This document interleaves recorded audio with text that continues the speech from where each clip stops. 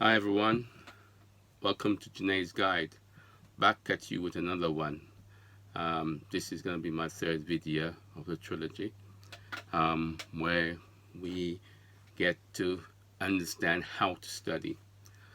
In my first video, I covered absence of mass, and I went into um, what mass is.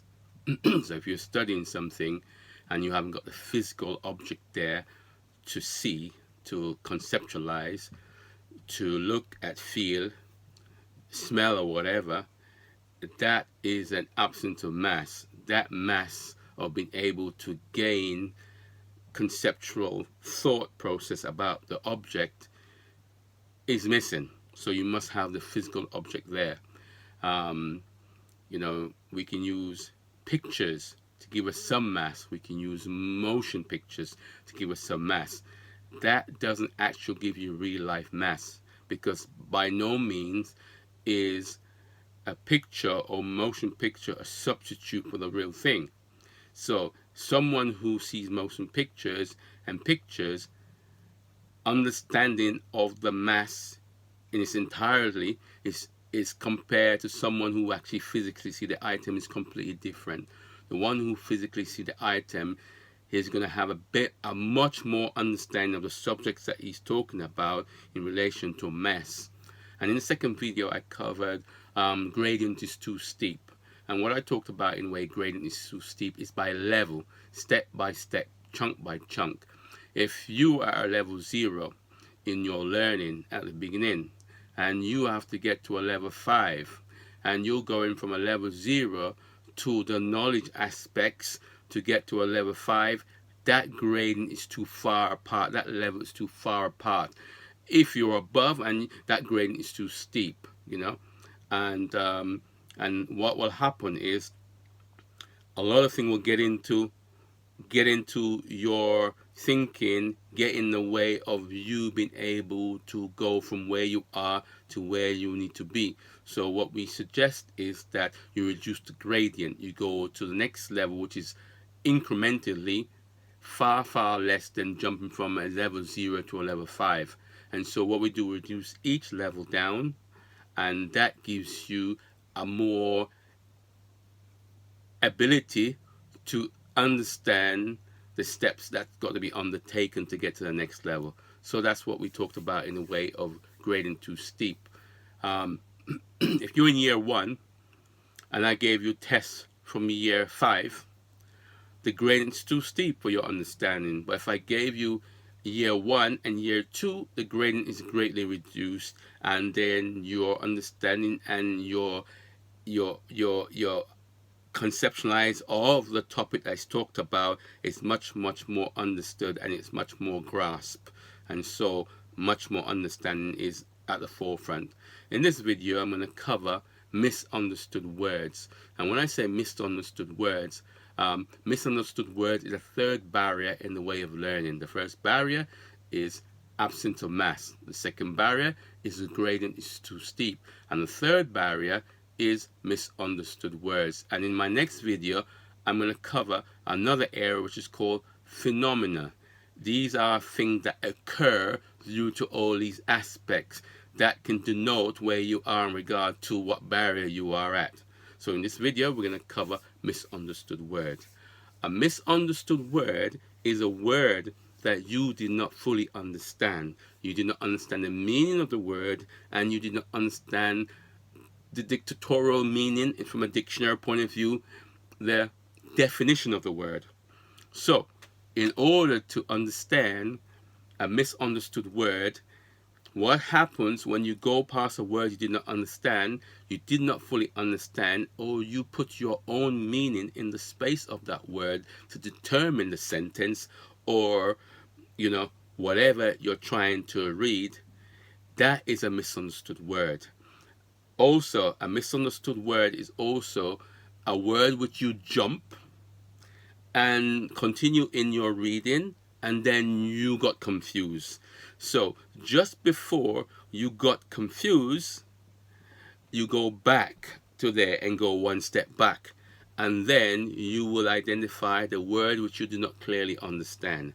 And to clear up all the ambiguity about misunderstood words, you should be studying a subject without a dictionary at your right hand or left hand. You should all have a dictionary there, because the dictionary gives you definition of the word and gives you mass on the word. Also, in order to understand a misunderstood word, not only do you have to know the form of the word, its origin, and its root. So you're going to have to go look in the dictionary. It says this word is a noun, this noun is a verb. It is from Old English. Where is Old English? You have to go back to Old English and understand what was that word used for in Old English. Then maybe it gives you that it comes from Latin. Then you have to go to the Latin and understand it says Greek. It says French, old for whatever. Then you understand the root, and then what you have to do then is you got to use that one word in about 10 different sentences. So 10 different sentences that gives understanding what the dictionary says and the way the word is used. That's where you use the word 10 times over, and that gives you a full understanding of the word by definition. Sometimes it has more than one meaning. It has meaning 1, meaning 2, meaning 3. And in all 3 areas of the same word, it is used differently. And it's used as a representation of the definition in 3 different ways. Now, that one word can be used in 3 different complete ways, and all 3 are completely different. Now, if you do not look up the meaning, the root, and the definition of all 3, you still won't understand that word. So you see, just looking up the dictionary meaning of that one word, you have to look up all the different meaning. You have to look up all the different origin of the word from those 3 meanings. You have to look up the root of all these words of these meanings. And then you got to use in every 1, 2, and 3 section of that definition of that word, you got to use in 10 sentences. So the first one, the first meaning to the word, the definition of that word, you're going to have to use it in 10 sentences. The second meaning definition of that word, you're going to use that in also 10 sentences. And the third meaning of that word, you go also use it in another 10 sentences. So for those 3 areas, you're going to use it 30 times to understand that word. And so you can see why it is so important that you never go past a word you don't understand. Because what this does, misunderstood definition is a word which is not understood or is wrongly understood. So what will happen is it will create confusion. It will make you feel washed out. It will make you feel a bit spinny, confused, and sleepy. So, you're reading along and then you doze off to sleep and then you wake up and where was I? You go back and read it again. The same thing happens again, because you see, you did not go back far enough to where you could fully comprehend everything you were reading of the words you were reading. You went back far enough, but not far enough to where the misunderstood word is. So you have to go right back to where you were comfortable and you did not have none of these reactions, physical reactions, that comes up from the word you do not understand. So clearly, in life, why we give up on study is because of these barriers. Absence of mass, gradient is too steep, misunderstood words. You never ever go past a word where you don't fully understand. You must look up the meaning of the word, buy a dictionary. A good English dictionary, Oxford Student Dictionary, is a good one to use. Cambridge University Standard Dictionary is a good one to use as well. But you look up the meaning. You look up the different forms of the meaning.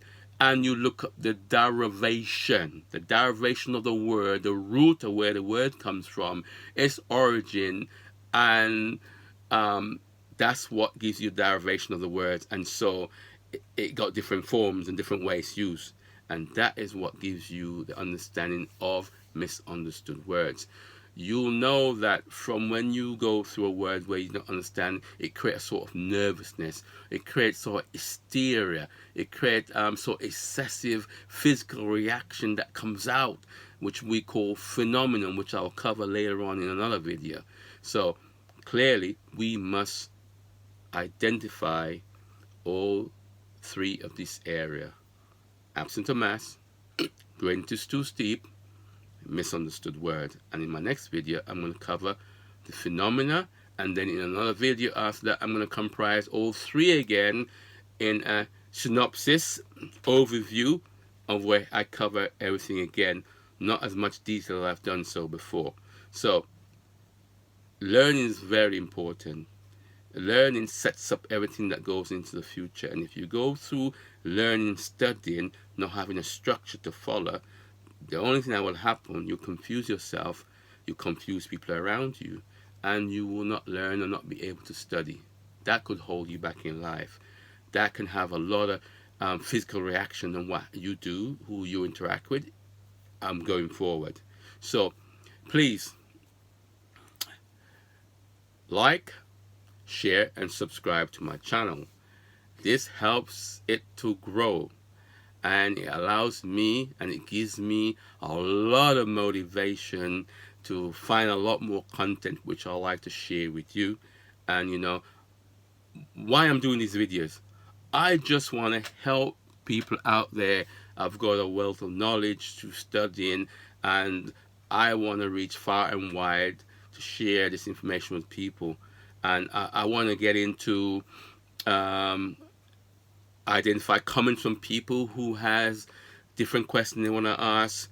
I mean, you can just hook me up. I'm going to put all that in the description, email, open up my comments, open up my privacy, so that it allows more a range wide network of people and even children to look at these videos and sort of make sense of what's happening, parents as well. So please like, share, and subscribe to Junaid's Guide of how to study. Have a good day, and I'll see you in my next video.